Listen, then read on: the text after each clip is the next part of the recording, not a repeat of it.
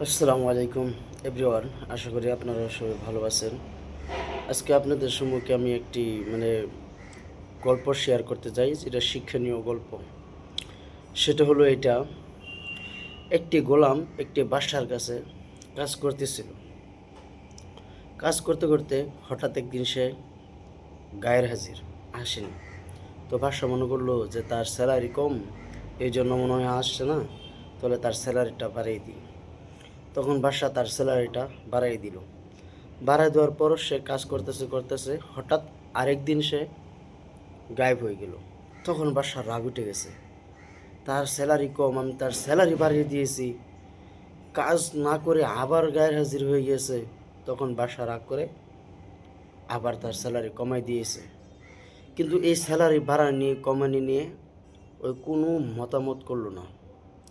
তখন বাদশা তাকে জিজ্ঞাসা করলো, আমি তোর স্যালারি কমাই দিয়েছি, তাও তুই কিছু বলিস নি, তোর স্যালারি বাড়াই দিয়েছি, তাও তুই কিছু বলিস নি, কেন? তখন সে বলল যে দেখ, আমার ঘরে আমি, আমার স্ত্রী, আমার মা, এতজন মানুষ ছিলাম। যেদিন আমার ছেলে জন্ম নিয়েছিল সেদিন আমি কাজে আসিনি, তারপরের দিনকে তুই আমার স্যালারি বাড়াই দিয়েছিস। আমি মনে করলাম যে এটা আমার রিজিকের মধ্যে ইজাফা হয়েছে।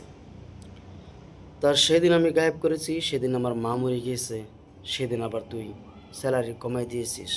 আমি সেটাও মনে করলাম যে এটা আমার রিজিক কমে গিয়েছে একজনের। আমি বিশ্বাস করি যে আমার আল্লাহ আমাকে রিজিক দিয়েছে মানুষ হিসাবে। এখন মানুষ একজন কমে গিয়েছে, আবার আল্লাহ একজনের রিজিক কমাই দিয়েছে। সুবহান আল্লাহ! কত শিক্ষণীয় গল্প। গল্পটি ভালো লাগলে শেয়ার করবেন, লাইক করবেন। প্রত্যেকটি বস্তুর উপর আল্লাহর উপর ভরসা করুন। প্রত্যেকটি ঘটনার দিকে, প্রত্যেকটি কর্মের দিকে আল্লাহর উপর ভরসা করুন। নিশ্চয় এর পিছনে কিছু ভালো কিছু রয়ে গেছে। আজকের গল্পটি শুনে আপনাদের কাছে কেমন লাগছে, লাইক কমেন্ট শেয়ার করবেন। আসসালামু আলাইকুম।